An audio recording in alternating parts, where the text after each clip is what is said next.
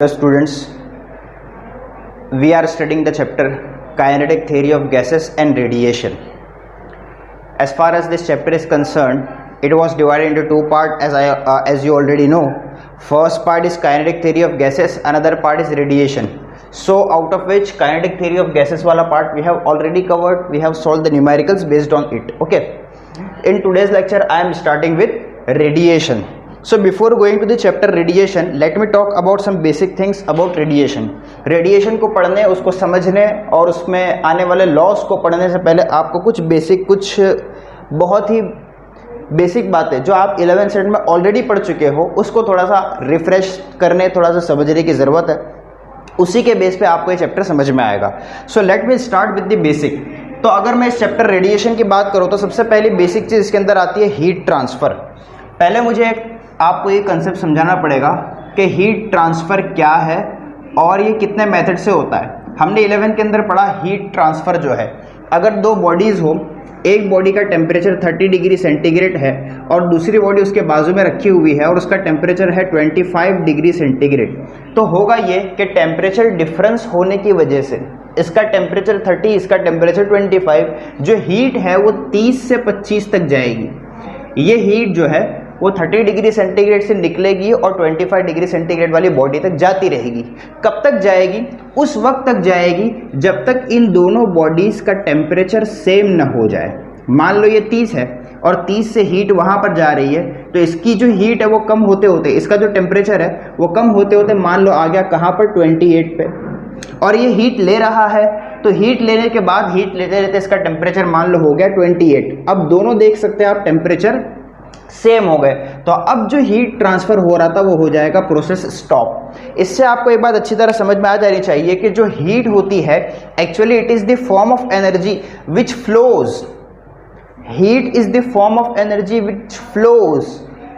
क्यों फ्लो होती है? Because of some temperature difference, some temperature gradient, उसकी वजह से हीट फ्लो होती है. और जब टेम्परेचर डिफरेंस ना हो तो फिर हीट नाम की कोई चीज़ उसमें नहीं होती, फिर वो कुछ फ्लो नहीं होता. तो हीट बेसिकली ऐसी चीज़ है जो स्टेशनरी नहीं है, वो फ्लो होती है. एक बात आप ये समझ गए. तो अब ये जो हीट ट्रांसफ़र हो रही है इसके कितने मेथड है? तो हमने 11th स्टैंडर्ड के अंदर पढ़ा था कि इसके हमारे पास 3 मेथड है. पहले मेथड का नाम हमने रखा था कंडक्शन, दूसरे मेथड का नाम हमने रखा था कॉन्वेक्शन, और तीसरे मेथड का नाम हमने वहाँ पर, आपको याद होगा, दैट वाज रेडिएशन. तो उसी हीट ट्रांसफ़र के 2 मेथड, कंडक्शन और कन्वेक्शन, आपने पढ़ लिया 11th में. कंडक्शन में हमने पढ़ा कि कैसे हीट फ्लो होती है, लॉ ऑफ कंडक्शन क्या है, न्यूमेरिकल क्या है उसके. कन्वेक्शन हमने पढ़ा वहाँ पे, और उस कन्वेक्शन के बेसिस पे हमने वहाँ पे पढ़ा था न्यूटन्स लॉ ऑफ कूलिंग. बहुत सारी चीज़ें हमने पढ़ी थी और भी उसके एप्लीकेशंस भी. आज के लेक्चर में हम लोग देखने वाले हैं रेडिएशन के बारे में, कि ये जो रेडिएशन, जो हीट ट्रांसफ़र का प्रोसेस है, ये कैसे होता है, कौन से टर्मिनोलॉजीज इन्वॉल्व है और कौन से लॉज इन्वॉल्व है रिलेटेड टू रेडिएशन. लेकिन जहाँ तक मैं बात करूँ कंडक्शन और कन्वेक्शन की और उसको मैं डिस्टिंग्विश करूँ रेडिएशन से, तो एक बहुत बड़ा डिफरेंस ये है. वैसे तो इन तीनों में बहुत सारे अलग अलग डिफरेंसेस है, लेकिन जो बड़ा मेजर डिफरेंस है अगर मैं उसकी बात करूँ तो कंडक्शन और जो कन्वेक्शन है इन दोनों प्रोसेस में, और जो रेडिएशन है यहाँ पे इन दोनों प्रोसेस में हमें मीडियम की ज़रूरत होती है. अगर हीट ट्रांसफ़र हो रही है तो मीडियम वहाँ पर होना चाहिए, तो ही हीट ट्रांसफ़र होगी, वरना हीट ट्रांसफ़र नहीं होगी. लेकिन रेडिएशन प्रोसेस जो है हीट ट्रांसफ़र का, इसको किसी भी मीडियम की ज़रूरत नहीं होती. ये without aid of the medium, without help, without need of the medium, it can transfer the heat. Conduction में हमने क्या देखा था कि एक ब्लॉक है और उसके साथ आपने दूसरे ब्लॉक को रख दिया. इस ब्लॉक का टेम्परेचर आपने कर दिया 50, इसका टेम्परेचर मान लो 30, तो ये यहाँ से लेके यहाँ तक हीट ट्रांसफ़र होगी. कैसे ट्रांसफ़र होगी? Bye means of atoms vibration. Her atom अपनी जगह वाइब्रेट होगा, वो दूसरे को हीट ट्रांसफ़र करेगा, वो आगे वाले को हीट ट्रांसफ़र करेगा.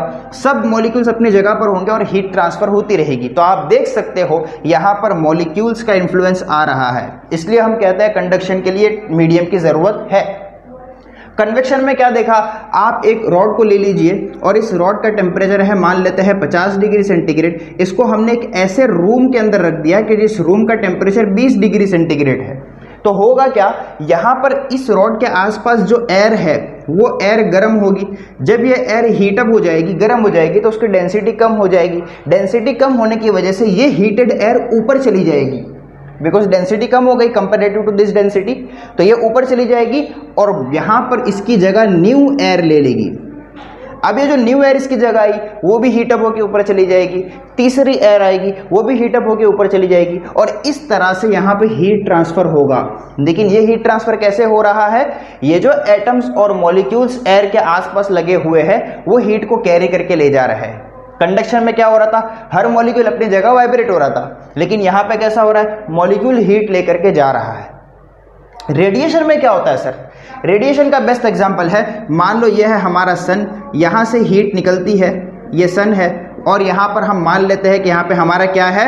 अर्थ है। तो ये सन से अर्थ के बीच में आप जानते हो यहाँ पे आता है कौन? वैक्यूम। तो वैक्यूम से यहाँ पर हीट कैसे आ रही है? अब वैक्यूम में तो कोई हीट ले जाने वाले पार्टिकल्स है नहीं, कैसे आ रही है? तो वैक्यूम से अर्थ पर आने वाली जो हीट है, it actually comes in the form of electromagnetic waves. It comes by means of electromagnetic waves. Electromagnetic waves एक अलग चैप्टर है पूरा, जो हमने 11th के अंदर पढ़ा था कि ये इलेक्ट्रोमैग्नेटिक वेव्स ट्रैवल कैसे करती है, कैसे बनती है, क्या लॉज है, और किस तरह से इलेक्ट्रोमैग्नेटिक वेव एक जगह से दूसरी जगह पर जाती है। और ये इसकी जो स्पीड होती है 3×10⁸ लाइट की स्पीड के आसपास ये ट्रैवल करती है। तो इस तरह इलेक्ट्रोमैग्नेटिक वेव्स से जो है सन से अर्थ तक हीट आती है। और आप ये बात अच्छी तरह जानते हो, इलेक्ट्रोमैग्नेटिक वेव्स वो वेव्स है जिन्हें ट्रैवल करने के लिए किसी भी मीडियम की जरूरत नहीं होती। तो ये हम लोगों ने वहां पे पढ़ लिया था अच्छी तरह। तो ये एक बेसिक था। अब यहाँ पे एक चीज और समझना है कि सर ये जो इलेक्ट्रोमैग्नेटिक वेव्स है इसकी 7 टाइप है। हम अगर आपको याद होगा तो हमने उस चैप्टर के अंदर पढ़ा था कि इलेक्ट्रोमैग्नेटिक वेव्स जो है देयर आर 7 टाइप्स। 7 टाइप्स किस बेसिस पे है वो मैं अभी बताऊंगा। सबसे पहली चीज इसके अंदर जो होती है वो है गामा रेस, दूसरा एक्स रेस, और तीसरा अल्ट्रा वायलेट रेस। मैं फुल फॉर्म नहीं लिख रहा हूं, आप अगर चाहिए तो सुन सुन के लिख लीजिए। Gamma rays, X rays, UV rays, उसके बाद आती है विजिबल लाइट। कौन सी लाइट? Visible light. उसके बाद आती है हमारे पास इंफ्रारेड रेस, इंफ्रारेड रेस। उसके बाद हमारे पास आती है, कौन सी आती है? Microwaves. And lastly we have radio waves. Okay, so these are 7 types: gamma rays, X rays, UV, visible, infrared, micro and radio. Sir ये 7 टाइप्स बनी किस तरह? इलेक्ट्रोमैग्नेटिक वेव तो खुद एक वेव है, उसमें 7 टाइप्स कैसे आई? देखिए, जब भी कोई वेव किसी मीडियम में ट्रैवल करती है तो बच्चों आपको ये बात पता होना चाहिए कि उस वेव के पास एक होता है उसका वेवलेंथ। क्या होती है?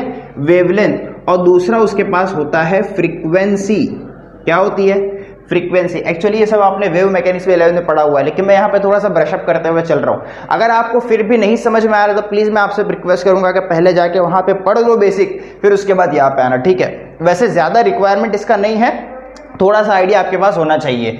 अब यहाँ पे हम गामा से रेडियो तक की अगर बात करें तो ये जो डिस्ट्रीब्यूशन है ये स्ट्रेंथ वाइज है। सबसे ज्यादा पावर वाली, सबसे ज्यादा पावर वाली, या हम कह सकते हैं सबसे ज्यादा एनर्जेटिक जो रेज है वो है गामा। उसके बाद कौन है? एक्स। उसके बाद कौन है? यूवी। उसके बाद कौन है? विजिबल। उसके बाद कौन है? आईआर। उसके बाद माइक्रो। उसके बाद रेडियो। ये जो यहां से लेके यहां तक, ऊपर से लेके नीचे तक क्या कम हो रहा है? ऊपर से लेके नीचे तक जो कम हो रही है वो है वेव्स की फ्रीक्वेंसी। यानी सबसे ज्यादा फ्रीक्वेंसी वाली कौन सी है? हमारे पास गामा है। उसके बाद कौन सी है? एक्स है। उसके बाद कौन सी है? यूवी है। उसके बाद विजिबल है। उसके बाद आईआर है। उसके बाद माइक्रो। उसके बाद रेडियो। तो ऊपर से लेकर नीचे तक क्या घट रहा है? फ्रीक्वेंसी घट रही है। और अगर हम बात करें नीचे से लेकर ऊपर तक क्या चेंज हो रहा है, तो नीचे से लेकर ऊपर तक वेवलेंथ कम हो रहा है। याद रखिएगा ये बात, भूलना मत। ऊपर से लेकर नीचे अगर आएंगे तो क्या कम हो रही है? फ्रीक्वेंसी। सबसे ज्यादा फ्रीक्वेंसी इसकी, सबसे कम फ्रीक्वेंसी इसकी। और नीचे से ऊपर जाएंगे तो वेवलेंथ कम होता है, यानी सबसे ज्यादा वेवलेंथ इसका और सबसे कम वेवलेंथ इसका। तो इससे आपको इजीली समझ में आ गया कि वेवलेंथ और फ्रीक्वेंसी ये दोनों इनवर्सली प्रोपोर्शनल है। कैसे है? Inversely proportional. याद रहेगा क्या मतलब? अगर सबसे ज्यादा फ्रीक्वेंसी इसकी है तो सबसे कम वेवलेंथ इसका। अगर सबसे कम फ्रीक्वेंसी इसकी है तो सबसे ज़्यादा वेवलेंथ इसका। ये कॉन्सेप्ट दिमाग में अच्छी तरह बिठा लो। अगर फ्रीक्वेंसी ज़्यादा तो वेवलेंथ कम, अगर वेवलेंथ कम तो फ्रीक्वेंसी ज़्यादा। ये कॉन्सेप्ट दिमाग में अच्छी तरह बिठा लो, क्योंकि आगे हम जब रेडिएशन में दूसरे लॉस पढ़ेंगे तो वहाँ पे थोड़ा सा इसका इन्फ्लुएंस आएगा, ठीक है। So these are 7 types of electromagnetic waves, और ये 7 टाइप क्यों है? Based on frequency and wavelength. मतलब एक फ्रीक्वेंसी रेंज और एक वेवलेंथ रेंज डिटरमाइंड है कि इस पर्टिकुलर फ्रीक्वेंसी रेंज वालों को हम कहते हैं गामा, इस पर्टिकुलर फ्रीक्वेंसी रेंज वालों को एक्स कहते हैं। सबका डिटरमाइंड है, सब किताबों में आपको मिल जाएगा। और इस पर्टिकुलर रेंज वालों को हम यूवी कहते हैं, इस पर्टिकुलर रेंज वालों को विजिबल लाइट कहते हैं। इस तरह सबका एक रेंज डिटरमाइंड है। यहाँ एक खास बात है हमारे पास जिसको मैं हाईलाइट करना चाहूँगा, वो है नंबर 4। नंबर 4 में आप देखोगे तो हमारे पास बच्चों विजिबल लाइट है। हमने इसको विजिबल लाइट क्यों नाम दिया? इसकी एक खास प्रॉपर्टी है, जितनी भी इलेक्ट्रोमैग्नेटिक वेव्स है right from the gamma rays to the last radio wave, हम किसी को भी नहीं देख सकते सिवाय विजिबल लाइट को। क्योंकि इसका नाम विजिबल लाइट रखा ही इसीलिए है क्योंकि बाकी ऊपर की 3 और नीचे की 3 को आप देख नहीं सकते, लेकिन विजिबल लाइट को आप देख सकते हो। और ये विजिबल लाइट कोई अलग चिड़िया का नाम नहीं है, ये वही लाइट है जो आप देखते हो। यहाँ पे जो लाइट जल रही है, जो आपके घर में लाइट जल रही है, जो एलईडी से लाइट एमिट हो रही है, जो हैलोजन बल्ब में लाइट जल रही है, जो कार की हेडलाइट में से लाइट निकल रही है, जो स्टार को आप देख सकते हो लाइट से, जो सन के पास से लाइट आ रही है, ये सारी की सारी लाइट्स कौन सी है? विजिबल। इसीलिए आप उसको देख सकते हैं, ठीक है। बाकी की जो लाइट्स हैं उनको आप देख नहीं सकते। अब अगर मैं विजिबल लाइट की बात करूं तो आप देखेंगे आपके घर में जो लाइट है वो व्हाइट लाइट होती है। कैसी होती है? व्हाइट। ये बहुत बेसिक चीजें हैं, लेकिन फटाफट इसको कवर अप करते हुए चलेंगे, हम लोग कुछ भी छोड़ेंगे नहीं। व्हाइट लाइट जो है इसके पास बच्चों 7 वेवलेंथ्स है। कितने वेवलेंथ्स है? 7 वेवलेंथ्स। इन्हीं 7 वेवलेंथ्स के बेस्ड पे व्हाइट लाइट के पास 7 कलर होते हैं, और वो 7 कलर आप जानते हो कौन से हैं? विबग्योर। विबग्योर। ये विबग्योर क्या है actually? V violet, I indigo, B blue, G green, Y yellow, O orange और आर रेड, ठीक है। ये 7 कलर जो है वो व्हाइट लाइट के अंदर होता है। अगर ये 7 वेवलेंथ्स मिल जाए तो लाइट व्हाइट बनती है, और अगर ये 7 कलर अलग अलग हो जाए तो फिर हमारे जो लाइट होती है वो इन कलर में से किसी कलर का फॉर्म ले लेगी। आप बात समझ गए अच्छी तरह? यानी आप जब लेजर को देखते हो, लेजर कौन से कलर की होती है? नॉर्मली रेड कलर की होती है। तो ये रेड कलर की जो लेजर है वो इस पर्टिकुलर रेड कलर के रिलेटेड जो वेवलेंथ है या रेड कलर के रिलेटेड जो फ्रीक्वेंसी है वो इस पे काम करती है, इसीलिए उसका कलर कैसा है? रेड। या फिर अगर आप किसी येलो लाइट को देख लो, किसी ग्रीन लाइट को देख लो, तो उसका कलर ग्रीन या फिर येलो क्यों है? Because of that particular wavelength. अच्छा, अब यहां पे भी हम बात कर लेते हैं कि सर फ्रीक्वेंसी किसकी ज्यादा, वेवलेंथ किसका ज्यादा। बिल्कुल यहां से आपको कंपेयर करते हुए चलना है। अगर मैं 7 कलर विबग्योर इस तरह लिख दूं, लास्ट रेड ऊपर वॉयलेट, तो वॉयलेट जो है उसकी फ्रीक्वेंसी सबसे ज्यादा और रेड जो है उसकी फ्रीक्वेंसी सबसे कम। तो इसकी क्या ज्यादा होगी? फ्रीक्वेंसी। ऊपर से नीचे आ रहे हैं ना हम, और इसका वेवलेंथ कैसा होगा? सबसे कम। जैसे हम नीचे आएंगे रेड कलर के पास, तो रेड कलर की जो फ्रीक्वेंसी होती है वो सबसे कम होती है, और उसका जो वेवलेंथ होता है वो सबसे ज्यादा होता है। तो आप एक बात याद रखना, आगे ऐसी बहुत सारी चीजें आएगी कि if the source of light emits the longer wavelength then we are able to see red colour, या फिर ये ऑरेंज और रेड का कॉम्बिनेशन आपको दिखेगा, ठीक है। And if the source of light emits the light of shorter wavelength, मतलब higher frequency, and that means you will be able to see the blue colour और वॉयलेट कलर या फिर इंडिगो कलर या combination of this 3 colour. बात अच्छी तरह समझ लो। अगर समझ भी गए हो फिर भी आप किसी अलग कलर की पेन से अपनी नोटबुक में साइड में अलग से कॉपी कर लो, उसको मेंशन कर लो, ताकि आपको फ्यूचर में रिफर करने के लिए इजी हो। अभी तो आप याद रहेगा, अभी आपको मजा भी आएगा, सब कुछ होगा, लेकिन आप भूल जाएंगे। इसलिए प्लीज आप उसको साइड में नोट करते हुए चलो। फिर से एक बार कह देता हूँ, चैप्टर का पार्ट नहीं है लेकिन बेसिक है, चैप्टर में रिक्वायर्ड है, इसलिए हम इसको अलग से पढ़ा रहे हैं। और इसके पहले भी जितना मैंने यहाँ पे लिख के रब किया वो सब का सब आपको पता होना चाहिए। अब बात करते हैं कि सर इसका वेवलेंथ सबसे कम, इसका वेवलेंथ सबसे ज्यादा, तो ये कौन से वेवलेंथ की रेंज में लाई करता है? देखिए मैंने अभी बताया हर एक का फ्रीक्वेंसी और हर एक का वेवलेंथ का रेंज फिक्स्ड है, ठीक है। तो इसका वेवलेंथ सबसे कम मतलब कितना, इसका वेवलेंथ सबसे ज्यादा यानी कितना? तो वैसे तो ये वेरी करता है, लेकिन approximately the wavelength is 3000 angstrom for violet light, and as soon as you come to the red light it increases and it becomes 7000 angstrom. तो 3000 से लेके 7000 तक, या बाज़ किताबों में आपको मिलेगा 3500 से 7500, ये उसका रेंज है. इस पर्टिकुलर रेंज में आने वाली वेवलेंथ जो होगी उसका कोई ना कोई कलर आपको दिखेगा. अगर इसके ऊपर आप चले जाओगे, मतलब 3000 से कम में चले जाओगे तो फिर आपको कलर नहीं दिखेगा, या 7000 के बाद आ जाओगे तो कलर नहीं दिखेगा. क्यों? क्योंकि they will be lying in this range और इन दिस रेंज, और हमें ये सब रेंज की लाइट दिखती नहीं है, हमें सिर्फ विजिबल लाइट दिखती है, और विजिबल लाइट का जो रेंज है हमारे पास ये है. इतना समझ गया आप अच्छी तरह? तो आपको इसमें याद क्या रखना है, मोड ऑफ हीट ट्रांसफर का एक नाम रेडिएशन है, और रेडिएशन के अंदर हमारे पास जो मोड ऑफ हीट ट्रांसफर होती है that is because of electromagnetic waves, और उन्हें ट्रैवल करने के लिए मीडियम की जरूरत नहीं पड़ती. और वो इलेक्ट्रोमैग्नेटिक वेव्स की 7 टाइप मैंने यहाँ पे लिखी, उनमें एक स्पेशल टाइप विजिबल लाइट है. विजिबल लाइट और इनमें क्या फ़र्क है वो भी मैंने आपको बता दिया. ऊपर से नीचे आओ तो क्या घटता है क्या बढ़ता है ये भी याद होना चाहिए, और यहाँ पर वेवलेंथ का रेंज कितना है विजिबल लाइट का वो भी आपको पता होना चाहिए. और ये भी पता होना चाहिए कि जब भी हम किसी कलर की लाइट को देखते हैं तो basically we are seeing because of the wavelength emitted by that source. Okay, तो आप अभी इतना ही कॉपी करो फास्ट, हम लोग फर्दर आगे बढ़ते हैं. ठीक है, चलिए copy fast. Okay, so your next topic is thermal radiation, absorption, reflection and transmission. Okay, तो सबसे पहले हम लोग ये सीखेंगे कि थर्मल रेडिएशन हम कहते किसको है, और फिर थर्मल रेडिएशन का यूज़ कैसे होता है, मीन्स एब्जॉर्प्शन, रिफ्लेक्शन, ट्रांसमिशन में उसका यूज़ होता है. लेकिन ये सब क्या होता है उसको हम डिटेल में थोड़ा सा पढ़ेंगे.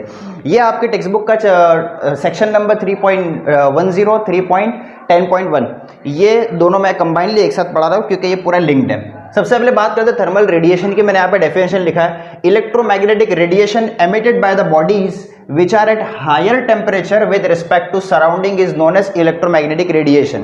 क्या? फिर से एक बार, इलेक्ट्रोमैग्नेटिक रेडिएशन का मीन्स वही सारी इलेक्ट्रोमैग्नेटिक वेव्स का एमिशन.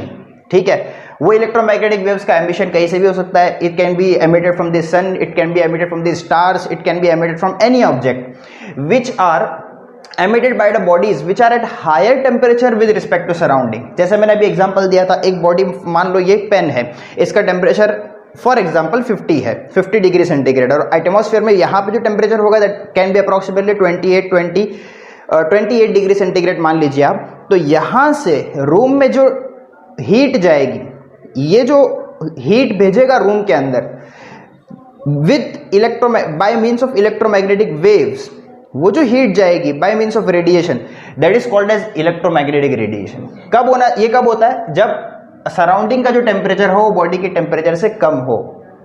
लेकिन रेडिएशन में सिर्फ ऐसा ही नहीं है, रेडिएशन में ऐसा भी हो सकता है कि सराउंडिंग का टेम्परेचर ज़्यादा हो, बॉडी का टेम्परेचर कम हो, फिर भी बॉडी एमिट करती है. लेकिन जितना एमिट करती है उतना एब्जॉर्ब भी करती है. एक्चुअली ये एक लॉ है जो हम अभी आगे पढ़ेंगे. ठीक है, अभी हम उसकी बात नहीं कर रहे, अभी खाली हम बात कर रहे हैं कि electromagnetic radiation emitted by the bodies which are at higher temperature with respect to surrounding, it is called as electromagnetic radiation. Electromagnetic radiation को हम लोग इस पूरे चैप्टर में हम लोग डिनोट करेंगे कैपिटल क्यू से. किससे?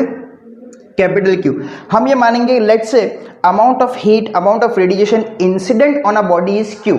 हम मान लेते हैं एक बॉडी, मान लेते हैं कि बॉडी है कोई भी जिसके ऊपर थर्मल रेडिएशन आके फॉल हो रही है. इसके ऊपर क्या हो रहा है? थर्मल रेडिएशन आके फॉल अप हो रही है. तो मान लेते हैं कि टोटल इंसिडेंट रेडिएशन, टोटल इस पर गिरने वाला रेडिएशन वो कितना है? क्यू. कितना है? क्यू. अब ये बॉडी इस क्यू के साथ क्या करेगा? तो ये बॉडी 3 काम करता है, ध्यान देना, 3 काम. या तो वो इसको एब्जॉर्ब करेगा, या वो उसको रिफ्लेक्ट करेगा, या वो उसको ट्रांसमिट करेगा. तीनों काम कर भी सकता है, तीनों में से कोई एक छोड़ भी सकता है डिपेंडिंग अपॉन द बॉडी, जो हम अभी पढ़ेंगे. तो हम ये मान के चलेंगे कि जब ये हीट इस पर गिरा क्यू, तो उसने क्या किया? कुछ हीट को एब्जॉर्ब कर लिया, that means amount of heat absorb, जिसको मैंने क्यू ए से डिनोट किया. कुछ हीट को उसने रिफ्लेक्ट कर दिया, यानी जो आया था वापस रिफ्लेक्ट, तो हम इसको कहेंगे amount of heat reflected, small R से डिनोट करेंगे सफिक्स. प्लस ऐसा भी हो सकता है कि अमाउंट ऑफ हीट को वो ट्रांसमिट करे, क्या करे, ट्रांसमिट, यानी यहां से जो हीट इसके ऊपर फॉलोअप हुआ उसने आगे पास कर दिया, ट्रांसमिट कर दिया, तो इसको क्या कहते हैं हम लोग, ट्रांसमिशन। तो इसने क्या किया, अमाउंट ऑफ हीट को कर दिया ट्रांसमिट, जिसको हम TR से डिनोट करेंगे, सफिक्स TR। अच्छा, मैं क्या कर रहा हूं, बोथ साइड डिवाइडिंग बोथ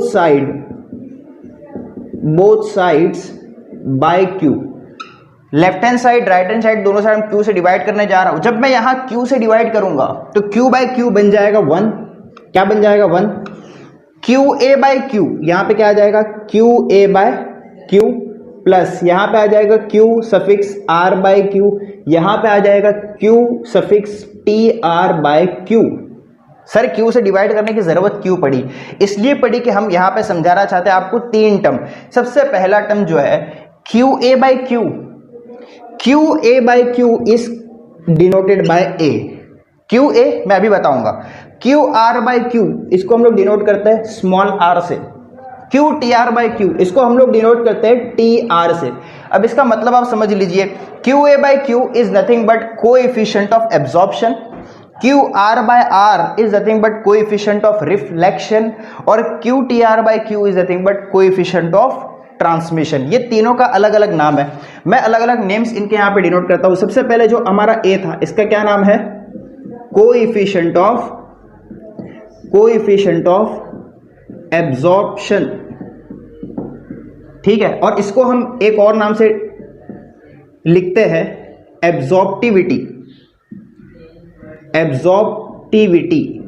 ठीक है, या फिर आप इसको एब्जॉर्प्टिव पावर भी कह सकते हैं। ये तीनों जो नाम है वो सेम चीज को डिनोट कर रहा है, और वो क्या है, हमारा small a, that is coefficient of absorption या एब्जॉर्प्टिविटी या एब्जॉर्प्टिव पावर, जो आप बोल लो, ये सब एक ही चीज का नाम है। दूसरा हम लोगों ने क्या देखा, स्मॉल r, हमारा जो स्मॉल r है यहां पे वो एक्चुअली है कोएफिशिएंट ऑफ रिफ्लेक्शन, क्या बोलेंगे इसको, कोएफिशिएंट ऑफ रिफ्लेक्शन। इसका एक और नाम है, इसको हम लोग ऐसा भी लिख सकते हैं रिफ्लेक्टेंस, क्या बोलेंगे, रिफ्लेक्टेंस, इसी का नाम है, कुछ नया नहीं है। फिर यहां पे हमने देखा TR, what is TR, TR is nothing but coefficient of transmission, क्या बोलेंगे इसको, कोएफिशिएंट ऑफ ट्रांसमिशन, या इसको हम लोग ट्रांसमिटेंस भी कहते हैं, व्हाट वी से इट एज ट्रांसमिटेंस। तो ये सब एक ही चीज का नाम है, कुछ भी अलग नहीं है, बस आपको याद रखना है। हमने क्या किया, right hand side left hand side दोनों को Q से डिवाइड किया, तो Q बाई Q 1 बन गया, QA बाई Q A बन गया, QR बाई Q R बन गया, QTR बाई Q TR बन गया। Where A is coefficient of absorption, this is coefficient of reflection, this is coefficient of transmission, और यहाँ पे राइट हैंड साइड में क्या बचा हमारे पास 1, ये आपको हमेशा याद होना चाहिए। इसी के बेस पे आपको MCQ या न्यूमेरिकल पूछ सकते हैं। आपको क्या बोलेगा, a thermal radiation was falling on a body, amount of heat reflected was 30%, amount of heat transmitted was 30%, what will be the amount of heat absorbed by the body। तो अगर 30% reflect हो गया, 30% ट्रांसमिट हो गया, तो कितना हो गया टोटल मिला के 60%, तो कितना बचा 40, तो 40% बॉडी ने क्या किया, हीट को एब्जॉर्ब किया। या फिर आपको ऐसा बोलेगा, absorptivity of a body is 1, reflectance is absorptivity is 0.4, reflectance is for example 0.5, what will be transmittance. तो आप क्या करेंगे, आपको ये बात पता है कि तीनों का समीशन 1 होता है, तो 0.4 प्लस 0.5 इट बिकम्स 0.9, कितना बचा 0.1, that 0.1 is absorptivity, absorptive power. तो आपको ये फॉर्मूला अच्छी तरह याद होना चाहिए, मैं इसको स्टार से मार्क कर रहा हूं। तो जितने भी फॉर्मूला अभी यहाँ पे आएंगे, हम लोग आगे पढ़ते रहेंगे, ये सब आपको अच्छी तरह याद होना चाहिए। अब यहाँ पे आपको क्या समझना है वो समझिए। कभी कभी एग्जाम में ऐसा पूछता है, डिफाइन एब्जॉर्प्टिविटी, या पूछेगा डिफाइन रिफ्लेक्टेंस या रिफ्लेक्टिव या कोएफिशिएंट ऑफ रिफ्लेक्शन, या डिफाइन ट्रांसमिटेंस या कोएफिशिएंट ऑफ ट्रांसमिशन। तो आपको क्या करना है, just by looking at the formula you can define it. अगर मैं आपसे कहूं कि ए का फॉर्मूला क्या है इस इक्वेशन से, देखिए क्या ए को इस तरह लिख सकते हैं, a is equal to q a by q, correct. क्या हम लोग आर को इस तरह से लिख सकते हैं कि आर जो है वो है क्यू आर बाई क्यू, या टी आर को मैं इस तरह से लिख सकता हूं, t r is nothing but q t r by q. अच्छा, what is q a? Q a is nothing but amount of heat absorb. What is q r? Amount of heat reflected. What is q t r? Amount of heat transmitted. Denominator में जो q है वो क्या है? Total incident radiation falling on the body. बस definition बन गई। Coefficient of absorption is defined as amount of heat absorb by ratio of amount of heat absorb by the body to the total incident radiation falling on it. उसी तरह question है define coefficient of reflection, तो कैसे define करेंगे? It is the ratio of amount of heat reflected by the body to the amount of total heat incident on a body. अगर define करने बोला coefficient of transmission, तो कैसे define करेंगे? Amount of heat या amount of radiation transmitted by the body to the total amount of incident radiation falling on the body is defined as coefficient of transmission. बात अच्छी तरह समझ में आ गई आपको? पक्का? अच्छा, अब एक बात ध्यान से सुनना, बहुत इंटरेस्टिंग बात है। वो ये है कि कोई बॉडी ऐसी भी तो हो सकती है जो सब का सब एब्जॉर्ब कर ले। अरे जितना हीट उस पर फॉल हुआ सब एब्जॉर्ब कर लिया, तो जब सब एब्जॉर्ब कर लिया तो क्या कुछ रिफ्लेक्ट करेगा? नहीं। क्या कुछ ट्रांसमिट करेगा? नहीं। सब एब्जॉर्ब कर लिया। अच्छा, अगर सब कुछ एब्जॉर्ब कर लिया, ये जीरो हो गया, ये जीरो हो गया, सही है। तो अगर ये जीरो हो गया तो ये रेशियो, ये आर, ये भी जीरो, ये टी आर, ये भी जीरो, तो कहना इसे a will be equal to 1। Logically अगर बॉडी ने सब का सब एब्जॉर्ब कर लिया तो उसका कोएफिशिएंट ऑफ एब्जॉर्प्शन 1 हो जाएगा। ऐसी बॉडी को हम लोग ब्लैक बॉडी कहते हैं। सुनिए ध्यान से, यहां पर कहीं प्लेस नहीं, मैं यहां पे इसको लिख रहा हूं। अगर बॉडी का ए 1 हो जाए, if A is equal to 1, तो ऐसी बॉडी को हम लोग क्या कहते हैं? Black body. आपने ब्लैक होल का नाम सुना होगा। ब्लैक होल सुना है आपने? ब्लैक होल क्या करता है? क्या सुना आपने उसके बारे में? आपको ये बात पता होगी कि जो भी ऑब्जेक्ट, जो भी हीट, कुछ भी हो, वो सब का सब एब्जॉर्ब कर लेता है। इसीलिए ब्लैक होल जो होता है वो लाइट को भी एब्जॉर्ब कर लेता है, क्योंकि लाइट तो इलेक्ट्रोमैग्नेटिक वेव है ना भाई। अरे इलेक्ट्रोमैग्नेटिक वेव ही तो थर्मल रेडिएशन है, उसको भी उसने एब्जॉर्ब कर लिया। मतलब उसमें से कोई लाइट बाहर नहीं आती। जब ब्लैक होल में से कोई लाइट बाहर नहीं आती तो हम ब्लैक होल को देख भी नहीं सकते। अरे यूनिवर्स के सब ऑब्जेक्ट को मैं कैसे देख पा रहा हूं? मेरे सामने कैमरा है, मेरे सामने ट्रिपॉड है, मेरे सामने हाथ में पेन है, मैं इसको कैसे देख पा रहा हूं? क्योंकि लाइट वहां से मेरे पास आ रही है मेरी आंखों में। अगर लाइट आए ही नहीं तो मैं देख सकता हूं क्या? नहीं। अगर लाइट नहीं आवे तो ये पूरा का पूरा फिर ब्लैक दिखेगा, डार्क दिखेगा, कुछ भी नहीं दिखेगा वहां पे। यही हाल ब्लैक होल का है। जितना हीट आया सब कुछ उसने ले लिया, कुछ भी रिफ्लेक्ट नहीं किया, कुछ भी ट्रांसमिट नहीं किया। दैट मीन्स उसका एब्जॉर्प्टिव पावर 1 है, उसका कोएफिशिएंट ऑफ एब्जॉर्प्शन कितना है? 1 है। ऐसी बॉडी को ब्लैक बॉडी कहते हैं। वही काम ब्लैक होल करता है। आप बोलेंगे सर हमने तो ब्लैक होल का पिक्चर देखा है। हम गूगल पर सर्च करो ब्लैक होल, पूरा इमेज आता है। That is not the image of black hole, याद रखना। वो आपको क्या दिखाता है गूगल? आपको ऐसा दिखाएगा कि ऐसा कुछ तो सर्कल के फॉर्म में ब्लैक कुछ ऑब्जेक्ट होगा और यहां पे ऐसा कुछ ऑरेंज कलर का एक बेल्ट होगा। Actually they show a belt of stars which is revolving around the black hole. यानी वो ये दिखाना चाहते हैं कि ये जो स्टार है, इतना बड़ा बेल्ट है, उसके अंदर कोई ऑब्जेक्ट है जिसका नाम ब्लैक होल है। एक्चुअली ब्लैक होल आपको दिखता नहीं है, किसी भी कैमरे में आप उसको नहीं देख सकते। ना नेकेड आई से देख सकते हो, ना बड़े से बड़े टेलीस्कोप से देख सकते हो, ना किसी और चीज से, क्योंकि वो सारी की सारी हीट को एब्जॉर्ब कर लेता है, कुछ भी रिफ्लेक्ट नहीं करता। याद रखिएगा। तो वो बॉडी जिसका एब्जॉर्प्टिव पावर 1 होता है, कोएफिशिएंट ऑफ एब्जॉर्प्शन 1 होता है, मतलब वो कुछ भी ट्रांसमिट और रिफ्लेक्ट नहीं करता, ऐसी बॉडी को क्या कहते हैं? Black body. अच्छा, ऐसा भी हो सकता है कोई बॉडी ऐसी हो कि जो अमाउंट ऑफ हीट को पूरा का पूरा रिफ्लेक्ट कर दे, पूरा रिफ्लेक्ट कर दिया, कुछ भी अपने पास एब्जॉर्ब नहीं किया, कुछ भी उसने ट्रांसमिट नहीं किया, जितना रेडिएशन आया सबका सब क्या कर दिया उसने? रिफ्लेक्ट। तो अगर किसी बॉडी का R1 हो जाए, R1 होने का मतलब A भी 0 हो जाएगा, TR भी 0 हो जाएगा, तो ऐसी बॉडी को हम कहते हैं परफेक्ट रिफ्लेक्टर। क्या कहते हैं हम लोग? Perfect reflector. और ये खासियत सिल्वर कलर में होती है। आपका जो थर्मस होता है, थर्मस फ्लास्क जिसमें आप चाय रखते हो गर्म ऑब्जेक्ट को गर्म रखने के लिए, तो उसका बाहर कलर कौन सा होता है? अगर आप देखोगे वो सिल्वर होता है। चलो एक काम करो, उसका मैं अभी कलर के बारे में अभी डिस्क्रिप्शन दूंगा, अभी नेक्स्ट स्लाइड में, तो मैं आपको वहां बताऊंगा। अभी इतना याद रखो कि जब कोएफिशिएंट ऑफ रिफ्लेक्शन 1 होगा तो उसको क्या बोलेंगे? Perfect reflector. ठीक है। अच्छा, ऐसा भी हो सकता है कोई बॉडी के हीट को एब्जॉर्ब भी ना करे, हीट को रिफ्लेक्ट भी ना करे, जितना हीट उसके पास आया पूरा का पूरा उसने क्या कर दिया, ट्रांसमिट। अगर बॉडी पूरी की पूरी हीट को ट्रांसमिट कर देती है तो यानी कहना इसे उसका TR1 हो जाएगा। If the coefficient of transmission is 1 then absorption is 0, reflection is 0। ऐसी बॉडी को हम लोग कहते हैं परफेक्ट ट्रांसमीटर। क्या बोलेंगे, परफेक्ट ट्रांसमीटर। यानी जितना हीट आया उतना उसने क्या कर दिया, ट्रांसमिट कर दिया। जैसे फॉर एग्जांपल ग्लास को आपने देखा है, ग्लास में जितना हीट फॉल होता है, जो लाइट आती है वो उसमें से ट्रांसमिट हो जाती है ना, तो ग्लास को हम कहते हैं ट्रांसपेरेंट। बिल्कुल उसी तरह अगर कोई बॉडी जिसका TR1 हो, जो सारी हीट को ट्रांसमिट कर दे, तो हम ऐसी बॉडी को कहते हैं कि this body is transparent to the radiation, transparent to the thermal radiation. हम क्या नाम देंगे उसको, transparent to the thermal radiation. याद रहेगा, transparent to the thermal radiation. और एक और नाम है इसका, उसका नाम है डायथर्मनस।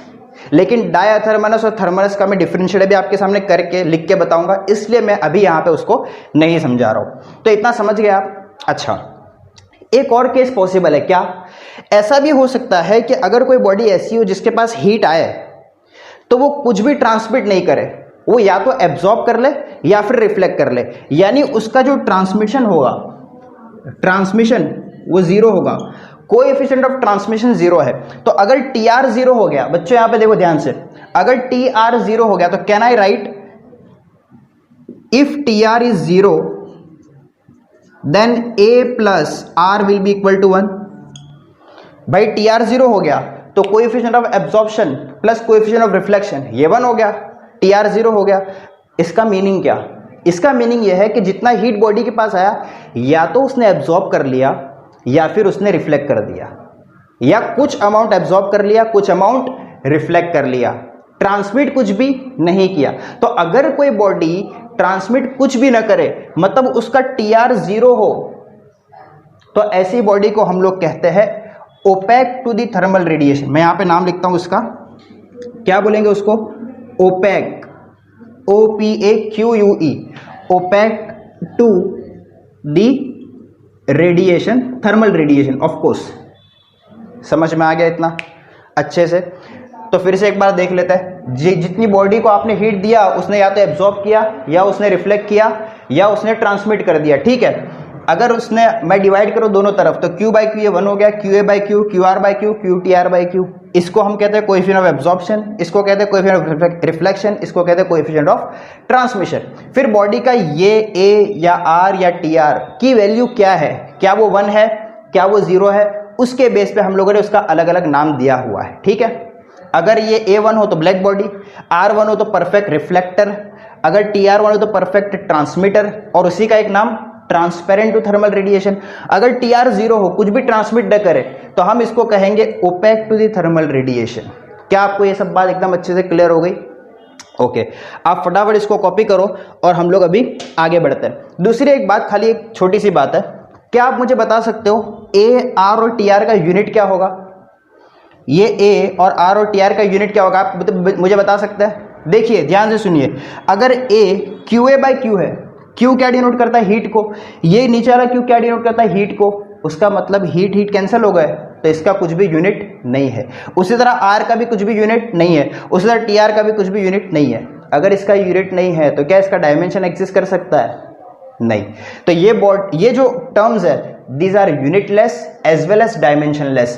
तो मैं यहां पे अलग से लिखता हूं इसको, दीज टर्म्स आर, याद रखना उसको, these terms are unitless as well as dimensionless. इनका न कोई यूनिट है न कोई डायमेंशन है, क्योंकि ये लोग रेशियो ऑफ सेम क्वांटिटी है।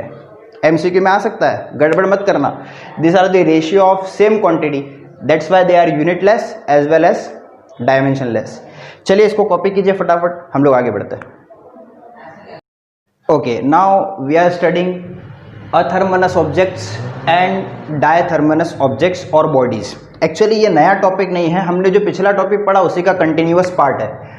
अथर्मनस ऑब्जेक्ट किसे कहते हैं? मैंने अभी बताया था आप लोग को वहां भी कि अगर किसी ऑब्जेक्ट का या किसी बॉडी का कोएफिशिएंट ऑफ ट्रांसमिशन जीरो है, अगर कोएफिशिएंट ऑफ ट्रांसमिशन जीरो है मतलब वो किसी भी हीट को, किसी भी थर्मल रेडिएशन को ट्रांसमिट नहीं कर रहा है, वो या तो एब्जॉर्ब कर रहा है वो रिफ्लेक्ट कर रहा है। तो अगर उसका टीआर जीरो है तो ऐसी बॉडी को हम क्या कहते हैं? अथर्मनस। तो आप इसको ऐसा नहीं लिखेंगे TR zero, you will be writing that if the coefficient of transmission of a body is zero, perfect transmitter है अगर, तो उसे हम कहते हैं परफेक्ट ओपेक बॉडी या अथर्मनस बॉडी।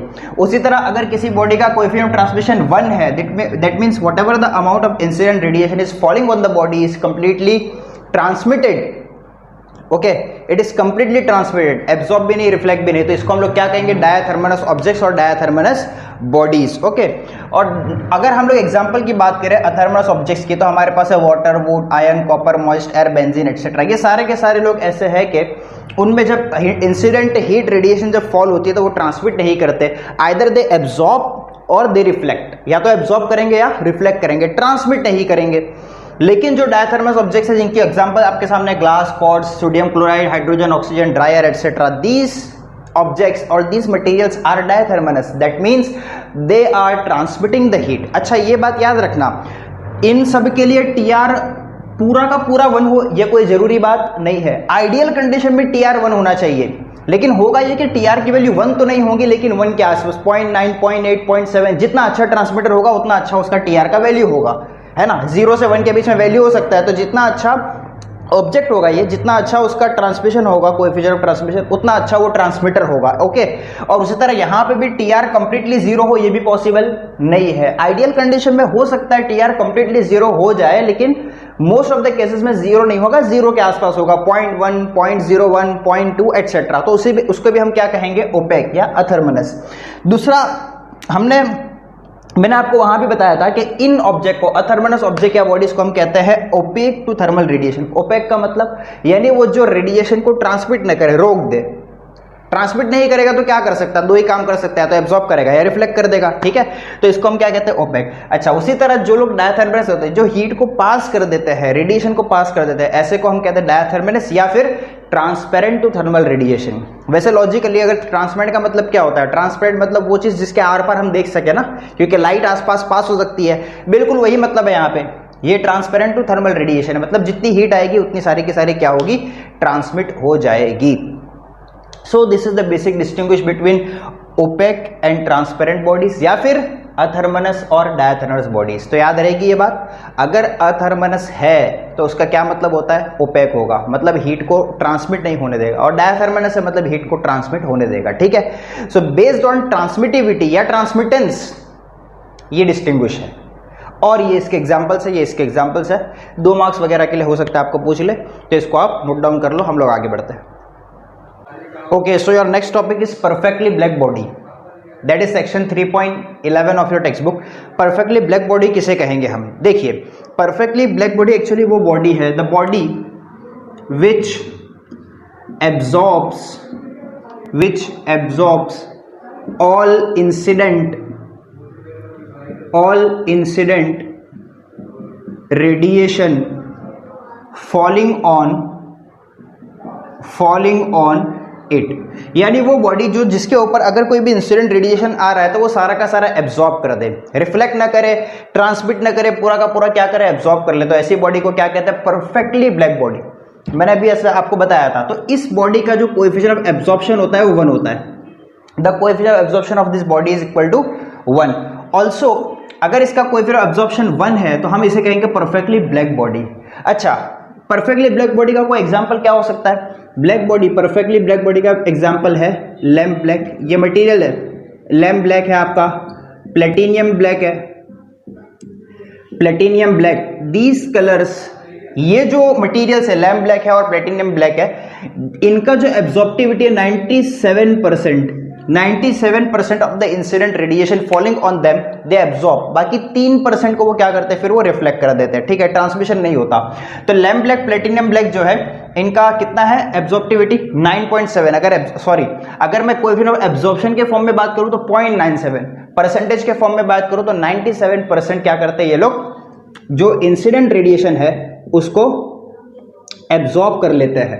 बाकी अगर आप बात करोगे 100% कौन है जो 100% एब्जॉर्ब करता है, नहीं, ऐसा यूनिवर्स में हमारे पास अभी कोई मटेरियल ऐसा नहीं है जो 100% एब्जॉर्ब करता। कुछ ना कुछ तो लॉसेस होते हैं। हाँ, 99% तक आप बॉडी बना सकते हो, जो क्या हम अभी मैं पढ़ाऊंगा, नेक्स्ट बॉडी जो आपको पढ़ाऊंगा that is Ferry's black body.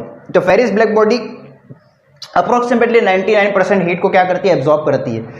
तो अगर ये गुड एब्जॉर्बर है, आप देख सकते हो 97% इसने एब्जॉर्ब किया, तो ये बॉडी जितना एब्जॉर्ब करेगी उतना एमिट भी करेगी। क्यों? क्योंकि ये जो प्रिंसिपल है इसका नाम है थ्योरी ऑफ एक्सचेंज, जो मैं भी आपके सामने बता रहा हूं ना। एक्चुअली ये मैं आगे बताने वाला था लेकिन अभी बता देता हूं। चलो, थ्योरी ऑफ एक्सचेंज क्या है, आगे भी हम लोग पढ़ेंगे इसको। थ्योरी ऑफ एक्सचेंज ये कहती है कि rate of absorption will be equal to rate of emission. अगर कोई बॉडी जितना हीट एब्जॉर्ब करेगी तो कॉमन सेंस की बात है उतना एमिट भी करेगी भाई। अगर एब्जॉर्ब ज्यादा करेगी तो एमिट ज्यादा करेगी, ठीक है। तो अगर कोई बॉडी एटमॉस्फेयर से या आसपास से सराउंडिंग से हीट को एब्जॉर्ब कर रही है तो एट द सेम टाइम उसका रेट ऑफ एमिशन भी होगा, एंड बोथ आर इक्वल। यानी फॉर एग्जांपल ये बॉडी, ये बोर्ड, ये कैमरा, ये ट्रिपॉड, ये books, whatever is there in front of you all around the universe, it is absorbing the heat, at the same time it is reflecting, it is emitting the heat as well। याद रखना, reflection और emission दोनों अलग अलग चीजें हैं। हमने आपके सामने अभी एक टर्म लिखा था जिसका नाम था रिफ्लेक्शन, लेकिन मैं यहाँ पे क्या रिफ्लेक्शन की बात कर रहा हूँ? नहीं, मैं यहाँ पे बात कर रहा हूँ एमिशन की। किसकी बात कर रहा हूँ? एमिशन की। रिफ्लेक्शन एमिशन में डिफरेंस क्या है? रिफ्लेक्शन मतलब जो हीट आई हमने उसको एब्जॉर्ब नहीं किया, हमने डायरेक्ट बाहर से ही उसको इंटरफेस बिटवीन टू मीडियम से हमने उसको रिफ्लेक्ट कर दिया, उसको बोलते हैं रिफ्लेक्शन। एमिशन किसे कहते हैं? कोई बॉडी को हमने हीट दिया, अब वो हीट अपने अंदर से उसके जो एंटर मॉलिक्यूल स्ट्रक्चर है वहां से मॉलिक्यूल के इंटरेक्शन से हीट रिलीज कर रहा है अंदर से, उसको बोलते हैं एमिशन। तो रिफ्लेक्शन एमिशन में फर्क है। अगर बॉडी एब्जॉर्ब करेगी तो एमिट करेगी। अगर कोई बॉडी को मैंने हीट दिया, हीट उसने एब्जॉर्ब किया, अब उसी हीट को वो गिव आउट कर रहा है तो उसको बोलेंगे एमिशन। रिफ्लेक्शन एमिशन में फर्क होता है, ठीक है।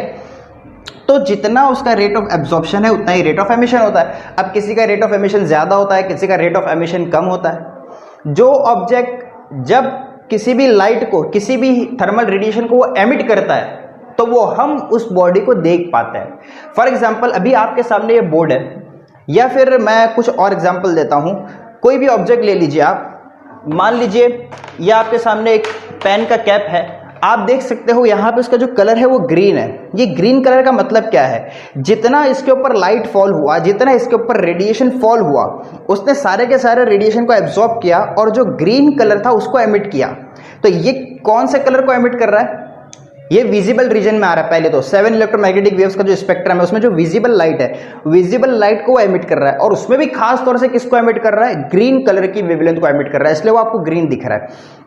अच्छा, जो ब्लैक कलर है वो उसकी क्या खासियत है? वो ये करता है कि वो सारे के सारे कलर्स को एब्जॉर्ब कर लेता है, एमिट नहीं करता। तो एमिट न करने की वजह से क्या, कैसा दिख रहा है आपको? वो ग्रीन, ठीक है।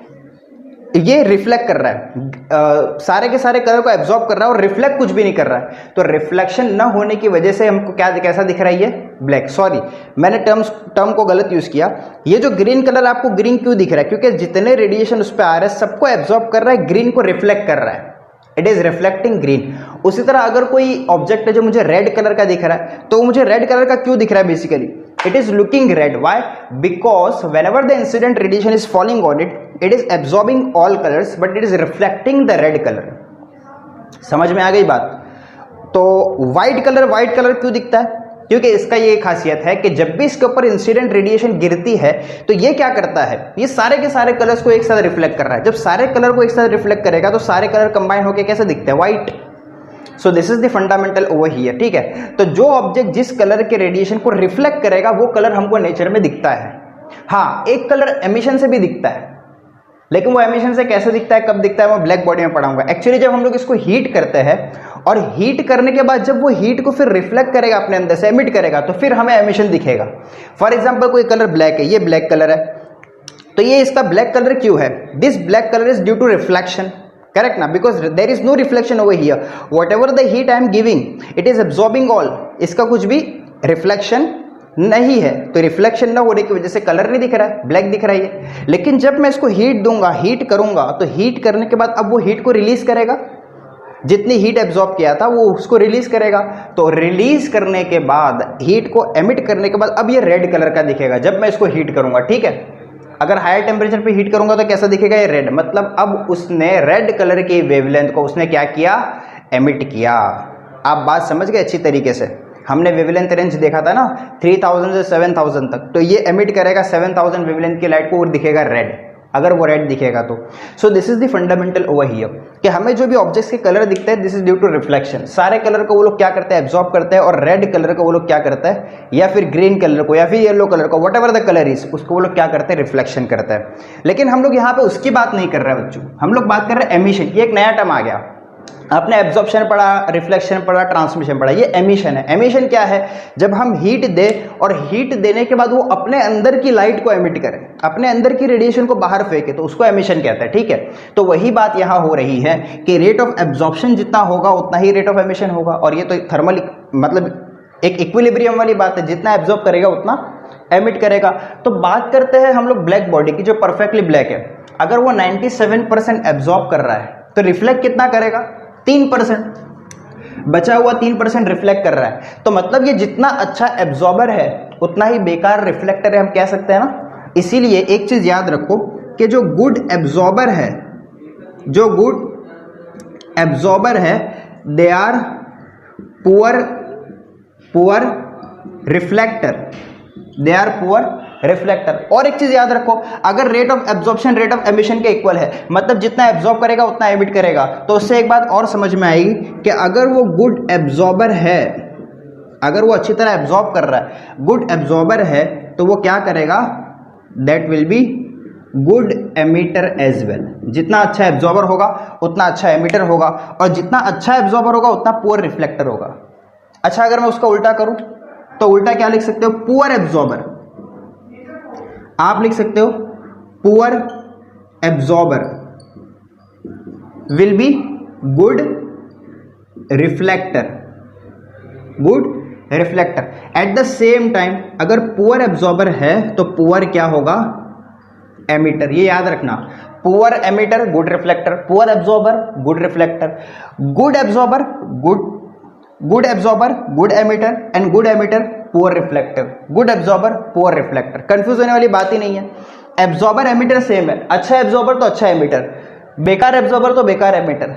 रिफ्लेक्टर उल्टा होता है, जितना अच्छा एब्जॉर्बर उतना ही बेकार रिफ्लेक्टर, क्योंकि उतना एब्जॉर्ब कर लिया तो रिफ्लेक्ट करने के लिए बचा नहीं। जैसे यहाँ पे देखो 97 एब्जॉर्ब कर लिया तो 3% बचा, 3% को वो क्या करेगा, रिफ्लेक्ट करेगा। ये सारी कहानी है about black body, perfectly black body. अच्छा, सन और स्टार को भी हम लोग ब्लैक बॉडी मानते हैं। हमारा जो सन है और जो स्टार्स है ये भी ब्लैक बॉडीज है। क्यों ब्लैक बॉडीज है भाई, क्योंकि देखो ये एमिट कर रहा है लाइट को, they are emitting the light. और वो एमिशन क्यों कर रहा है, क्योंकि वो अच्छा एब्जॉर्बर है। जितना अच्छा एमिशन है ना, अच्छा एमिटर है मतलब अच्छा एब्जॉर्बर है, तो उसने लाइट को एब्जॉर्ब किया है नेचर से, बहुत अच्छी लाइट को एब्जॉर्ब किया है, पूरा का पूरा एब्जॉर्ब किया, इसीलिए हम लोग उसको क्या कहते हैं, ब्लैक बॉडी। तो हमारा सन, हमारा स्टार्स, जितने भी सन है उनको हम लोग बाय डिफॉल्ट ब्लैक बॉडी मानते हैं। तो वो नेचुरली एग्जिस्ट करता है। ये lamp black, platinum black, man made वगैरह है, ये 97% एब्जॉर्बर है। तो आपको I think perfectly black body का आइडिया समझ में आ गया। मतलब जिसका कोएफिशिएंट ऑफ एब्जॉर्प्शन 1 हो उसको हम लोग क्या कहते हैं, परफेक्टली ब्लैक बॉडी। आप इसको जरा फटाफट कॉपी कीजिए, हम लोग नेक्स्ट टॉपिक की तरफ बढ़ते हैं। Your next topic is Farade's black body, that is section 3.11.1 of your textbook. Farade's black body क्या होती है एक्चुअली, दो स्फीयर होते हैं। It is like there is an inner sphere और उसके बाहर एक आउटर स्फीयर होता है, ठीक है। ये इनर और आउटर स्फीयर के बीच में हम लोगों ने एक होल किया हुआ है, यानी दो स्फीयर एक के ऊपर एक है और इन दोनों को हमने होल से कनेक्ट किया हुआ है। यहाँ पे एक होल है, ठीक है, जिसको हम लोग अपर्चर कहते हैं। इसका नाम क्या है, अपर्चर, ओके। ये जो इनर सरफेस है स्फीयर की, जो इनर सरफेस, ये वाली जो सरफेस है, यहाँ पे हम लोगों ने बच्चों कोटिंग किया हुआ है। यहाँ पे हमने क्या किया हुआ है, कोटिंग। और किस चीज़ की कोटिंग किया हुआ है, we have coated this particular place with a lamp black, किससे कोट किया हमने, लैम्प ब्लैक। तो मैं यहाँ पे उसका नाम मेंशन करता हूँ, this is coated with lamp black, ठीक है। लैम्प ब्लैक आपको अच्छा पता है, बहुत अच्छा एब्जॉर्बर होता है। और ये जो आउटर सरफेस है, ये जो आउटर पार्ट है, this outer part is coated with silver polish, या आप बोल सकते हो मेड विथ सिल्वर पॉलिश। बिल्कुल पॉलिश और सिल्वर सरफेस होती है आउटर सरफेस। और ये जो बीच का जो स्पेस है यहाँ पे, this space is evacuated space, हम इसको कह सकते हैं इवैक्यूएटेड, मतलब यहाँ पे वैक्यूम भरा हुआ है, यहाँ पे दूसरा कोई भी मटेरियल नहीं है। अब हम करने क्या वाले हैं, basically what we do is we pass the heat, we make this या we expose it with incident radiation. इसके अंदर क्या जा रहा है, इंसिडेंट रेडिएशन, या आप कह लो थर्मल रेडिएशन। हम लोग इसके अंदर क्या पास करते हैं, थर्मल रेडिएशन। अब ये थर्मल रेडिएशन अंदर जाएगा। अब ये जहां होल से अंदर घुसा, इसके सामने हम लोग लगा देते हैं कोनिकल प्रोजेक्शन। इसका नाम क्या है, मैं यहां पे नाम लिख देता हूं इसका, कोनिकल प्रोजेक्शन। अब ये कोनिकल प्रोजेक्शन का काम क्या है, देखिए जब भी हीट इसके ऊपर आके फॉल होगी तो यहाँ पे टकराएगी, यहाँ पे टकराने के बाद ये यहाँ जाएगी, यहाँ से रिफ्लेक्ट होकर यहाँ जाएगी, यहाँ से रिफ्लेक्ट होकर यहाँ जाएगी, यहाँ से रिफ्लेक्ट होकर फिर यहाँ जाएगी। और इस तरीके से ये जो हीट इसके ऊपर फॉल हो रही है, ये बार बार ये लैम्प ब्लैक की जो सरफेस है वहाँ पे इंसिडेंट होती रहेगी, और ये बार बार इंसिडेंट होने की वजह से total heat will be absorb. तो जितना हीट यहाँ से अंदर गया था, जो रेडिएशन यहाँ से अंदर गया, क्या वो वहाँ से वापस आ पाया, नहीं। Whatever the heat went inside, it was not able to come out. अच्छा, क्या यहां से बाहर आ सकता है, नहीं आ सकता, क्योंकि यहां पे हम लोगों ने वैक्यूम लगा के रखा हुआ है। वैक्यूम आप लोगों ने देखा, ये हीट को जाने नहीं देगा, ठीक है। Whatever the heat is there, it is in contact with the evacuated space, तो यहां से यहां पे हीट आने का सवाल नहीं है। अच्छा, ये जो सरफेस है यहां की, यहां से कोई हीट अंदर भी नहीं जा सकती, क्यों, इसलिए कि ये देखो, ये कौन सी सरफेस है, पॉलिश, सिल्वर पॉलिश सरफेस है। इसका काम यह है कि जो भी हीट आ रही है उसको रिफ्लेक्ट कर दे। जो सिल्वर कलर होता है, सिल्वर कलर, उसकी प्रॉपर्टी ये होती है कि what ever the heat is falling on it, what ever the incident radiation is falling on it, what ever the thermal radiation is falling on it, it reflects all. Absorb भी नहीं करता, transmit भी नहीं करता, क्या करता है, mainly ये रिफ्लेक्ट करता है, इसीलिए हाईली। अच्छा, पॉलिश क्यों, क्योंकि अगर एक पॉलिश सरफेस ले लो और एक रफ सरफेस ले लो, तो रफ सरफेस पॉलिश सरफेस में डिफरेंस है कि पॉलिश सरफेस का रिफ्लेक्शन ज्यादा होता है और जो रफ सरफेस का रिफ्लेक्शन कम होता है। या उल्टा ये कह सकते हो, पॉलिश सरफेस जो होती है वो एब्जॉर्ब कम करती है, रिफ्लेक्ट ज्यादा करती है, और जो रफ सरफेस होती है वो एब्जॉर्ब ज्यादा करती है, रिफ्लेक्ट कम करती है, ठीक है, ये डिफरेंस है। तो हमने इसको सिल्वर पॉलिश से बाहर कोटिंग कर दिया, तो बाहर से कोई हीट अंदर नहीं जा रही, और जो अंदर गई वो बाहर नहीं आ रही। तो क्या हुआ इसका मीनिंग, उसका मीनिंग ये हुआ कि ये जो अपर्चर है, दिस पार्ट अपर्चर, ये बन गया black body. This aperture acts as a black body, क्यों, whatever the heat incident radiation went inside, पूरा का पूरा एब्जॉर्ब कर लिया ना इसने, यहां से जो हीट अंदर गई पूरी एब्जॉर्ब हो गई, मतलब बाहर कुछ आया क्या, नहीं। So this aperture acts as black body, और ये जो पूरा कंस्ट्रक्शन है इसका नाम है फेरिस ब्लैक बॉडी, इसको हम लोग बोलते हैं फेरिस ब्लैक बॉडी। तो एक्सपेरिमेंटली ब्लैक बॉडी बनाने के लिए बनाया गया था, ब्लैक बॉडी को बेसिकली स्टडी करने के लिए, कि हम लोग इस तरह के बॉडीज बनाते हैं जो 99% तक हीट को, 99.9% तक क्या करती है, हीट को क्या करती है, वो एब्जॉर्ब कर लेती है, और इसे हम लोग कहते हैं फेरिस ब्लैक बॉडी। तो क्या आपको बात समझ में आ गई। अच्छा, इस तरह की एक और बॉडी है जो एक्सपेरिमेंट करने के लिए हम लोग बनाते थे, कैविटी रेडिएटर। क्या नाम है उसका, कैविटी, मैं यहाँ पे नाम लिखता हूँ उसका, कैविटी रेडिएटर। ये कैविटी रेडिएटर भी एक अलग तरह की बॉडी है, ये भी इसी तरह की है। इसका स्ट्रक्चर भी ऐसा होता है कि एक मेटल का ब्लॉक होता है and there is a cavity inside, and there is a small cavity provided, small hole is provided which connects the outer surface and the inner surface, and whatever the heat is going inside, it is completely absorbed, it cannot come out, and that is also a black body, cavity radiator, ठीक है। फिर क्या होता है, जब ये cavity radiator को आप हीट करते हो तो अब वो क्या करेगा, हीट को एमिट करेगा, it emits out the heat, तो it emits the heat whatever the heat is absorbed inside. तो practically black body radiation, black body emission को स्टडी करने के लिए हम लोग ये सब करते हैं। तो आपको एग्जाम में 3 मार्क्स या 2 मार्क्स के लिए पूछ सकता है, write the construction and working of the Ferry's black body. तो आपको ये डायग्राम बनाना है और ये जो कंस्ट्रक्शन है कि दो थिन वॉल्ड स्ट्रक्चर है, बीच में वैक्यूम भरा हुआ है, यहाँ पे लैम्प ब्लैक है, बाहर पॉलिश सरफेस है, ये सारा आपको लिखना पड़ेगा, ठीक है। और एक्सपेरिमेंटल सिग्निफिकेंस पूछेगा तो वो भी लिख देना, ठीक है। तो एक्सपेरिमेंटली ब्लैक बॉडी को हम लोग इस तरह से बनाते हैं उसका रेडिएशन स्टडी करने के लिए, क्योंकि वैसे तो नेचुरली देखे तो सन और स्टार ब्लैक बॉडी है, तो वहां जाके एक्सपेरिमेंट कर पाओगे आप? नहीं कर सकते। तो हमें ब्लैक बॉडी बनाने के लिए एक्सपेरिमेंटली किसी बॉडी को ब्लैक बॉडी समझकर उसका रेडिएशन स्टडी करने के लिए हम लोगों को ऐसा करना पड़ता है, ठीक है। तो इस तरह की ब्लैक बॉडी बनाई जा सकती है। So this is called as Ferry's black body. और इस तरह की ब्लैक बॉडी एक और जिसका नाम है कैविटी रेडिएटर, तो उसको भी हम लोग स्टडी करते हैं emission of black body radiation को स्टडी करने के लिए, ठीक है। अब ये emission of black body radiation कैसा होता है, उसको स्टडी करने के बाद हमें क्या रिजल्ट मिले, हम इसको अभी पढ़ेंगे। आप इसको पहले कॉपी कर ले, हम लोग आगे बढ़ते हैं। Okay, now we have to study emission of heat radiation. अब ये एमिशन ऑफ हीट रेडिएशन है क्या? हम लोगों ने अभी पढ़ा एब्जॉर्प्शन, ठीक है। हम लोगों ने ब्लैक बॉडी देखा, परफेक्टली ब्लैक बॉडी देखा, उनका काम ये होता है कि अमाउंट ऑफ हीट जो उन पे गिरती है उनको पूरा का पूरा एब्जॉर्ब करे। अब हम लोग बात करेंगे बच्चों एमिशन की। एमिशन और रिफ्लेक्शन में क्या डिफरेंस है मैं भी आपको बता चुका हूँ थोड़े टाइम पहले ही, कि एमिशन बॉडी के खुद के अंदर से होता है और रिफ्लेक्शन जो हीट आ रही है हम उसको बाहर से रिफ्लेक्ट करते हैं, बॉडी एब्जॉर्ब नहीं करती। अच्छा, एमिशन का फंडा आया कहाँ से?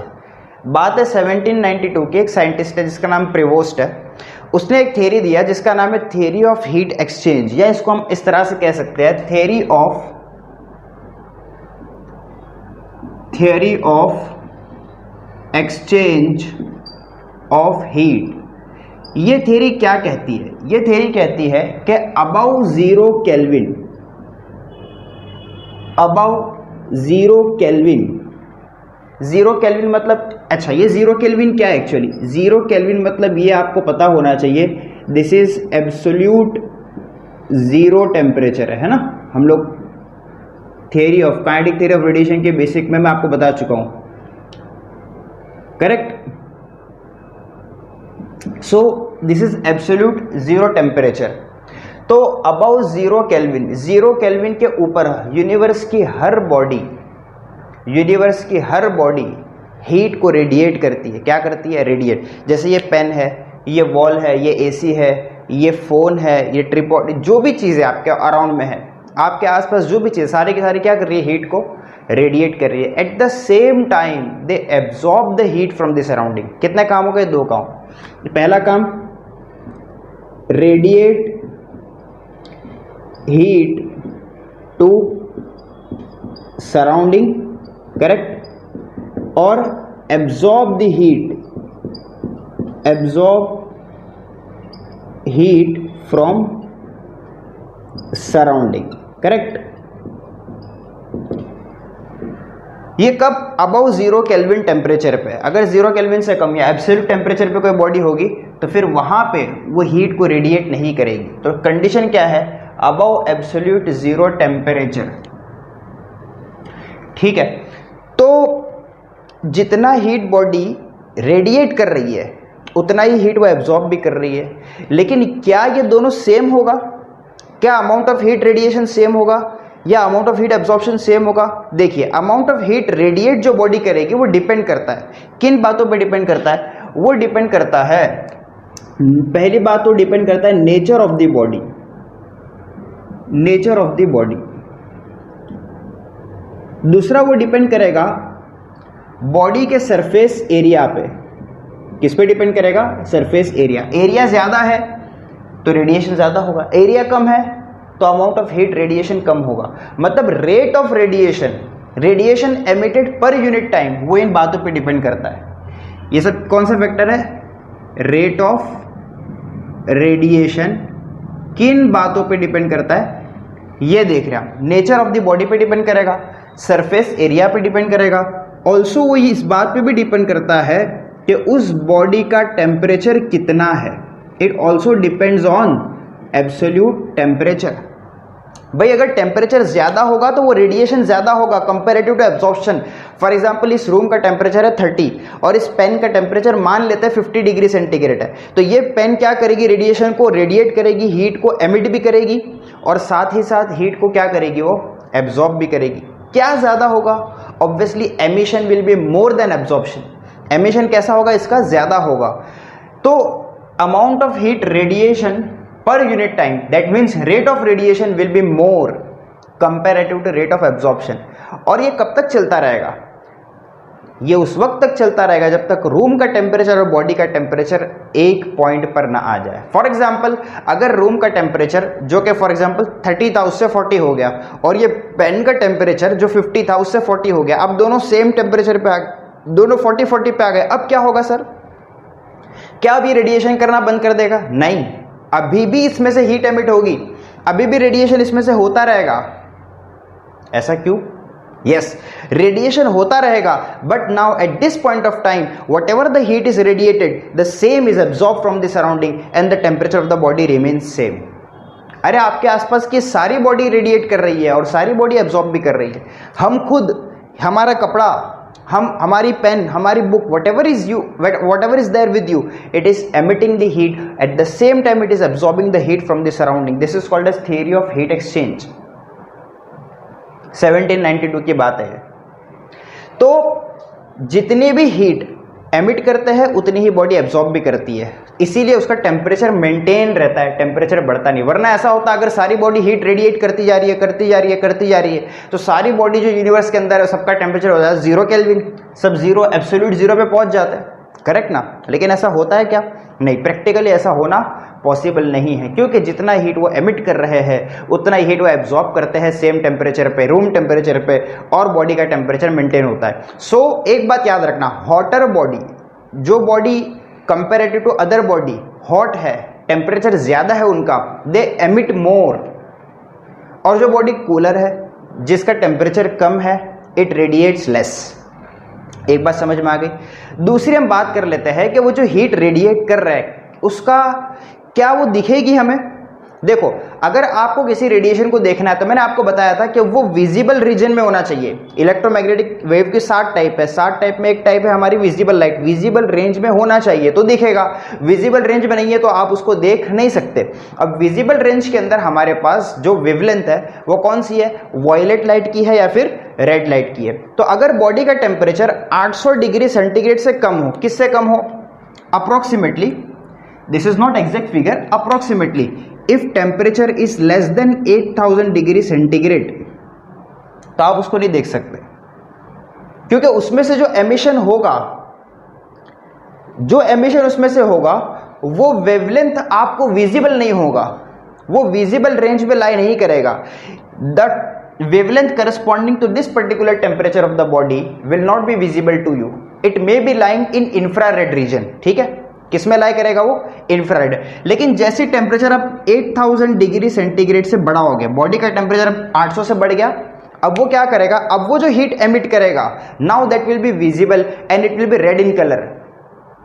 आप आयन को या किसी भी मटेरियल को आप जब उसको हीट देते हो, जलाते हो, तो वो अपने अंदर से रेडिएशन एमिट करता है। जब आप हीट देते हो तो रेडिएशन क्या करता है? एमिट। वो जो एमिशन वाला कलर होता है वो रिफ्लेक्शन वाले कलर से अलग है। गाइस एक बात ध्यान से समझ लो, मान लो मेरे पास एक पीस है लोहे का, एक आयरन रॉड है, उसका कलर आपको दिख रहा है ब्लैक फॉर एग्जांपल। कैसा दिख रहा है? ब्लैक कलर दिख रहा है। ब्लैक कलर दिखने का मतलब क्या है? ब्लैक कलर दिखने का मतलब जितना इंसिडेंट रेडिएशन इस पर आ रहा है, जितनी हीट इस पर आ रही है, वो क्या कर रहा है? वो सारी की सारी हीट को एब्जॉर्ब कर रहा है, रिफ्लेक्ट कुछ भी नहीं कर रहा। तो जब रिफ्लेक्ट ही नहीं कर रहा तो आपको दिख रहा है ब्लैक कलर का, करेक्ट? ये बात समझ गए आप? लेकिन जब मैंने उसको हीट किया तो हीट करने के बाद जब उसका टेम्परेचर सराउंडिंग टेम्परेचर से बढ़ गया तो अब वो क्या करेगा? रेडिएशन एमिट करेगा। तो अब एमिट करेगा तो ऑब्वियसली कुछ कलर दिखेगा ना। जब वो एमिट करेगा तो मान लो वो विजिबल रीजन की वेवलेंथ को एमिट कर रहा है, तो अगर उसका टेम्परेचर मैं 800 डिग्री सेंटीग्रेड से ज्यादा करूं तो अब वो मुझे दिखेगा रेड कलर का। क्योंकि अगर आप इलेक्ट्रोमैग्नेटिक वेव का स्पेक्ट्रम मैंने लिख के बताया था, अगर यहाँ पे इंफ्रारेड है तो इंफ्रारेड के ऊपर कौन है?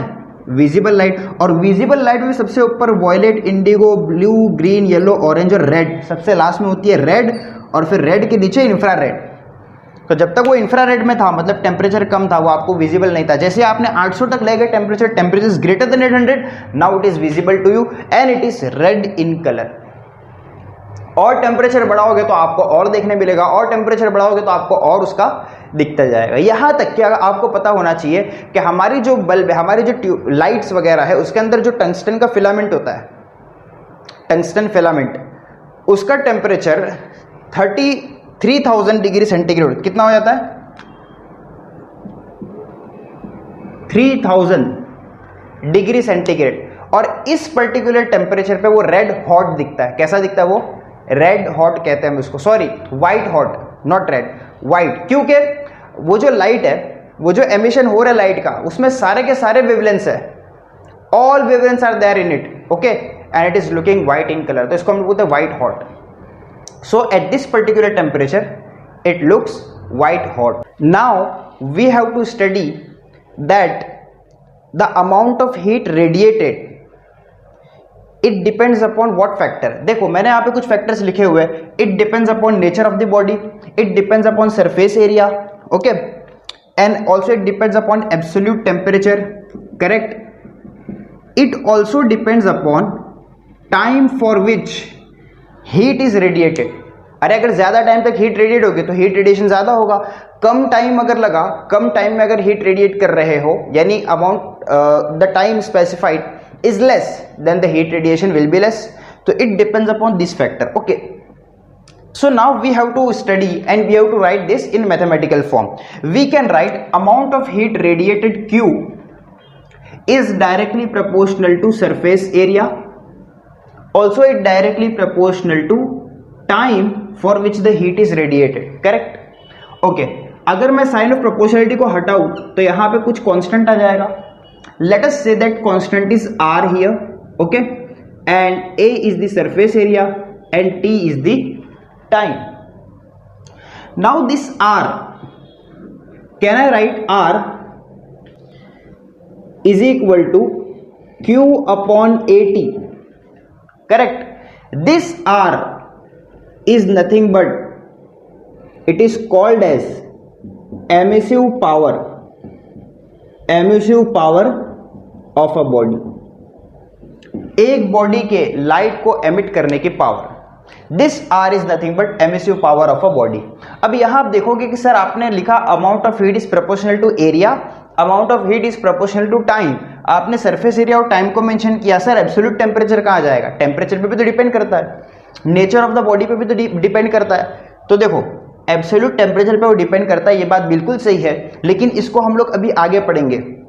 आगे हम लोग एक लॉ पढ़ने वाले स्टीफन बोल्ट्जमैन लॉ, तो वहां पे हम लोग इसके इफेक्ट को भी लेंगे, इसके साथ रिलेट भी करेंगे, तो वहां पे हम लोग इसके इफेक्ट को लेंगे, ठीक है. यहां हम लोग क्यों नहीं ले रहे? बिकॉज हमें यहां पे भी एक स्पेशल टर्म डिफाइन करना था, एमिसिव पावर, ठीक है. तो एमिसिव पावर को डिफाइन करने के लिए हम लोग यहां पे इसका दो फैक्टर ही लिए, एरिया और टाइम. बाकी टेम्परेचर हम लोग वहां पे स्टीफन बोल्ट्जमैन लॉ में ऑब्वियसली लेते हैं और उसका भी इन्फ्लुएंस इसके अंदर होता है. अब यहां देखिए ये जो आर है इसको क्या कहते हैं हम लोग? Emissive power of a body. तो एमिसिव पावर को कैसे डिफाइन कर सकते हो आप? You can define emissive power of a body is defined as amount of heat radiated per unit area per unit time. Emissive power of a body is defined as amount of heat radiated per unit area per unit time. तो अगर मैं यहां पे इसकी unit find करना चाहूं तो क्या मैं कर सकता हूं? हीट को हम लोग कहते हैं जूल में, एरिया को लेते हैं मीटर स्क्वायर में और टाइम को लेते हैं सेकंड में. तो यूनिट बन गई joule per metre square second. अच्छा, जूल पर सेकंड को वॉट भी कहते हैं हम. जूल पर सेकंड को क्या कहते हैं हम लोग? Watt. So you can also write watt per metre square, joule per second या फिर वॉट पर मीटर स्क्वायर. अच्छा, अगर इसके डायमेंशन हम लिखना चाहे तो क्या लिख सकते हैं? जूल के डायमेंशन आपको पता होंगे. जूल के डायमेंशन है 1 2 -2, metre square dimension L2, time का dimension T1. L2 L2 cancel हो जाएंगे, करेक्ट ना? तो आपके पास आ जाएगा M1 L0 और ये 1 T⁻1 ऊपर जाके T⁻−1, तो -2 -1 -3, it becomes -3. Okay, so this is the dimension of emissive power of a body. तो याद होना चाहिए, क्वेश्चन आ सकता है डिफाइंड एमिसिव पावर. क्या बोल सकते हैं आपको? Defined emissive power. तो कैसे डिफाइन करेंगे? It is defined as ratio of amount of heat radiated per unit area per unit time, and the unit is joule per metre square second. Also can be written as watt per metre square, and the dimensions of emissive power of are M1 L0 T⁻3. लेकिन बच्चों यहां पे एक चीज और है. क्या? ये जो अमाउंट ऑफ हीट रेडिएट हुई है it also depends upon nature of the body. Body के नेचर पे भी तो डिपेंड करती है, बॉडी वेल पॉलिश्ड है या लेस पॉलिश्ड है। अगर बॉडी को हमने अच्छे से पॉलिश करके रखा हुआ है तो वो पुअर एब्जॉर्बर होगी, वो पुअर एमिटर होगी, ठीक है, एब्जॉर्ब भी नहीं करेगी और वो एमिट भी नहीं करेगी, कॉमन सेंस की बात है। और अगर वो बॉडी रफ बॉडी है तो rough body is good absorber. क्या रीजन है? देखो, अगर पॉलिश बॉडी है तो जितना हीट उस पर फॉल होगा वो ज्यादातर रिफ्लेक्ट करेगी, कम एब्जॉर्ब करेगी। जब कम एब्जॉर्ब करेगी तो एमिट भी कम करेगी, करेक्ट ना। और अगर बॉडी का जो है, बॉडी का जो सरफेस है वो पॉलिश्ड नहीं है, दैट इज रफ सरफेस, तो वहां पे एब्जॉर्प्शन ज्यादा होगा, इसलिए एमिशन भी ज्यादा होगा। तो वो बॉडी के नेचर पे भी डिपेंड करती है। तो इसका जो डिपेंडेंस है वो बॉडी के नेचर पे भी है, करेक्ट। और भी फैक्टर्स है। तो हम लोगों ने क्या किया, एमिसिव पावर जो था यही अकेला काफी नहीं था बॉडी के एमिशन को डिफाइन करने के लिए। तो हम लोगों ने एक और टर्म लाया जिसका नाम है एमिसिविटी। ये सब टर्म्स नए नए बच्चों आपके सामने आ रहे हैं, सारा आपको अच्छे से पता होना चाहिए, अच्छे से याद रख लो। लेक्चर के शुरू से लेकर अब तक जितने नए नए टर्म्स आ रहे हैं, चाहिए तो एक तरफ लिख लो, सबके सिंबल्स भी लिख लो, सबका फॉर्मूला भी लिख लो, ताकि न्यूमेरिकल सॉल्व करते टाइम सब मर्ज ना हो जाए। तो नया टर्म आपके सामने क्या आया, एमिसिविटी। ये क्या था, emissive power. What was this, emissive power. R is equal to Q upon A T, R is equal to Q upon 80। इसको R से डिनोट करते हैं कि किसी किसी बुक में आपको E से भी डिनोट किया हुआ, NCERT वगैरह में आपको E से भी डिनोट किया हुआ मिलेगा, लेकिन घबराने की बात नहीं है, it is basically emissive power. तो हम लोगों ने एक और टर्म डिफाइन किया, इसका नाम है क्या, एमिसिविटी। अब ये एमिसिविटी क्या है, देखिए एमिसिविटी को लाने की जरूरत इसलिए पड़ी कि अगर हम सारी बॉडीज को कंपेयर करें तो सबसे ज्यादा रेडिएट, सबसे ज्यादा एमिट कौन करता है, ऑब्वियसली ब्लैक बॉडी, क्योंकि ब्लैक बॉडी का जो एब्जॉर्प्शन है वो सबसे ज्यादा है, तो एमिशन भी ज्यादा करेगा अगर हीट करोगे तो ब्लैक बॉडी का एमिशन सबसे ज्यादा है, means any black body is a good emitter also good absorber ना, and that is why we are taking black body का emissive power as a reference. हम क्या करते हैं, ब्लैक बॉडी के एमिसिव पावर को रेफरेंस मानकर दूसरी बॉडीज के एमिसिव पावर को निकालते हैं, और उसी का नाम एमिसिविटी है। जैसे फॉर एग्जांपल आपको पता होगा कि फ्लूइड मैकेनिक्स के अंदर हम लोग क्या करते हैं, जो वाटर की डेंसिटी होती है वो 1000 है, हम लोग उसके रिलेटिव से दूसरी डेंसिटीज फाइंड करते हैं जिसको हम लोग कहते हैं स्पेसिफिक ग्रेविटी। तो एनी सब्सटेंस की डेंसिटी डिवाइड बाय वाटर की density is nothing but specific gravity. उससे आपको एक आइडिया मिलता है कि कोई भी सब्सटेंस वाटर से कितना डेंस या कितना हल्का है। बिल्कुल उसी तरह ब्लैक बॉडी जो है उसके एमिसिविटी को हमने 1 माना है। कोई भी ब्लैक बॉडी ले लो, हम क्या कहेंगे उसकी एमिसिविटी कितनी है, 1 है, ठीक है। तो अगर उसकी एमिसिविटी 1 है तो उससे कंपेयर करके हम लोग एमिसिविटी फाइंड करेंगे ऑर्डिनरी बॉडीज की, करेक्ट। अब अगर ब्लैक बॉडी की एमिसिविटी 1 है तो दूसरी ऑर्डिनरी बॉडीज होगी, क्या उनकी 1 हो सकती है, नहीं, उनकी 1 से कम होंगी। क्यों, क्योंकि जो परफेक्टली ब्लैक बॉडी होती है उसका एब्जॉर्प्शन 1 होता है, उसका जो कोएफिशिएंट ऑफ एब्जॉर्प्शन होता है वो 1 होता है, इसीलिए कोएफिशिएंट ऑफ एमिशन या एमिसिविटी उसकी 1 होती है, और उसी के कंपेयर करके हम लोग ऑर्डिनरी बॉडी का एमिसिविटी फाइंड करते हैं। तो मैं यहां पे लिखने जा रहा हूं एक नया टर्म आपके सामने, और वो क्या है, क्या है वो टर्म, कोएफिशिएंट ऑफ एमिशन, या फिर इसको हम कह सकते हैं, सॉरी, कोएफिशिएंट ऑफ एमिशन या एमिसिविटी, कोएफिशिएंट ऑफ एमिशन या एमिसिविटी, इसको ई सिंबल से डिनोट करता है। It is basically defined as emissivity is nothing but emissive power of a body, emissive power of a body at certain temperature divide by emissive power of a black body at that temperature. आप बोलेंगे sir एक बात तो समझ में आ गई कि emissivity equal to emissive power of body divide by emissive power of black body, लेकिन आपने जो एट दैट टेम्परेचर बोला वो क्या है भाई। जब आप ये रेशियो फाइंड करेंगे एमिसिविटी का, ध्यान से सुनना, जब ये रेशियो फाइंड करेंगे तो वहां पर इसका जो एमिसिव पावर हमने लिया, जिस टेम्परेचर पे लिया, ब्लैक बॉडी का भी एमिसिव पावर उसी टेम्परेचर पे लेंगे। नहीं समझे आप, सुनो मेरी बात। सपोज फॉर एग्जांपल आपने किसी बॉडी का एमिसिव पावर R फाइंड किया, ठीक है, आपने फॉर्मूला लगाया R is equal to Q by 80, और आपने एमिसिव पावर फाइंड किया, आपको whatever the emissive power whatever you got, and समझ लीजिए उस पर्टिकुलर टाइम पे बॉडी का टेम्परेचर था 800 केल्विन। कितना था, 800 केल्विन। अब मान लीजिए आपको उस बॉडी का फाइंड करना है कोएफिशिएंट ऑफ एमिशन या एमिसिविटी, ठीक है। तो आपको क्या करना पड़ेगा, आपको इसका ये जो R, मान लो यहां पे हमें मिला R ऑफ बॉडी, इसका वॉट एवर R हमें मिला उसको किससे डिवाइड करना है, emissive power of black body से। किससे डिवाइड करना है, emissive power of black body. लेकिन emissive power of black body एक थोड़ी है, वो अलग अलग होता है।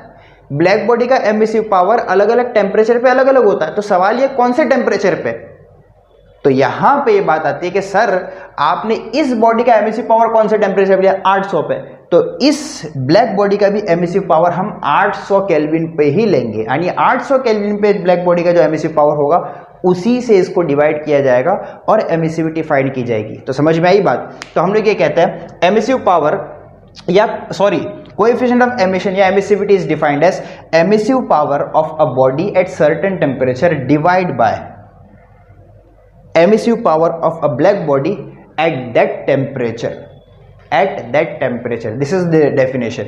डेफिनेशन आपकी टेक्स्ट बुक के अंदर भी लिखी हुई है, वहां से भी आप कॉपी कर सकते हो, बट फॉर श्योर डेफिनेशन आपके बुक के अंदर होना चाहिए। डेफिनेशन एग्जाम में पूछ सकता है, छोटी छोटी डेफिनेशंस, ठीक है। इसके डेफिनेशन टेक्स्ट बुक से आप लिख लेना, यहाँ पे जगह नहीं है इसलिए आप टेक्स्ट बुक से उसको प्लीज कॉपी कर लेना। देखिए शुरू से लेके अब तक एब्जॉर्प्शन हो, कोएफिशिएंट ऑफ एब्जॉर्प्शन हो, कोएफिशिएंट ऑफ ट्रांसमिशन हो, कोएफिशिएंट ऑफ रिफ्लेक्शन हो, कोएफिशिएंट ऑफ एमिशन हो या एमिसिव पावर हो, जितनी चीजें मैंने भी पढ़ाई है 4-5 टर्म्स, इसके डेफिनेशन अच्छे से याद करना। एग्जाम में छोटे छोटे टर्म्स पूछे जाते हैं आपको, और डेफिनेशन याद करने से आपको कॉन्सेप्ट भी क्लियर होगा, कंफ्यूजन नहीं होगा कि absorption, emission, reflection, transmission difference क्या है सब में। एमिसिव पावर, एमिसिविटी सब एक जैसा टर्म है इसमें रेडिएशन में, तो कंफ्यूजन हो सकता है। इसलिए मैं रिक्वेस्ट कर रहा हूं प्लीज प्लीज सारी की सारी डेफिनेशन अच्छे से याद कर लो, ठीक है। और ये जो कांस्टेंट्स आते जा रहे हैं इसको भी ध्यान में रखिएगा। तो ये क्या है, emissive power of a body, और उसको डिफाइन करते हैं amount of heat radiated per unit area per unit time, ठीक है। This is what is emissive power. और एमिसिविटी किसे कहेंगे, amount emissive power of a body at some temperature divide by emissive power of a black body at that temperature. This is called as emissivity या फिर coefficient of emission. अच्छा, इस फॉर्मूले में देख के बताओ, इस फॉर्मूले में what will be emissivity of black body. Black body का एमिसिविटी कितना होगा, सोच लो। सुनो यहां पे, अगर मुझे ब्लैक बॉडी का एमिसिविटी फाइंड करना है तो फॉर्मूला यही लगेगा ना।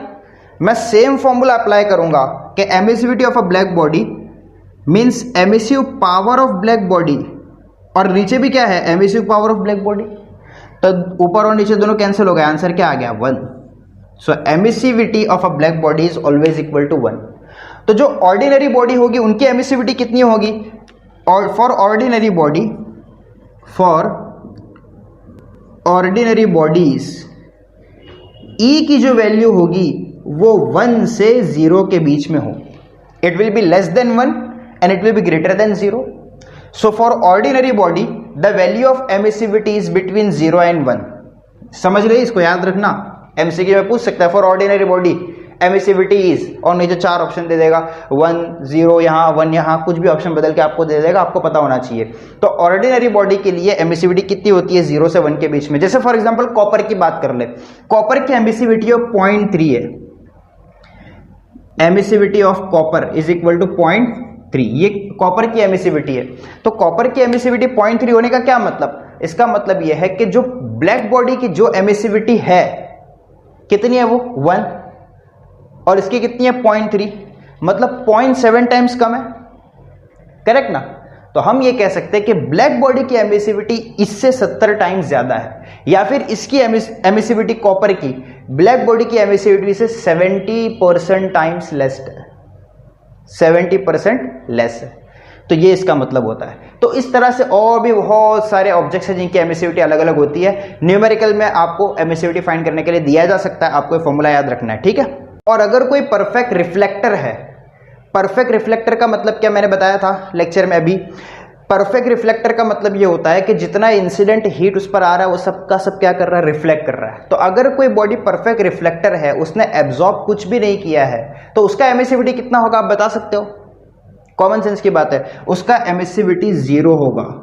एमिसिविटी इज 0 कब, किसके लिए, for perfect reflector, for perfect reflector emissivity equal to 0।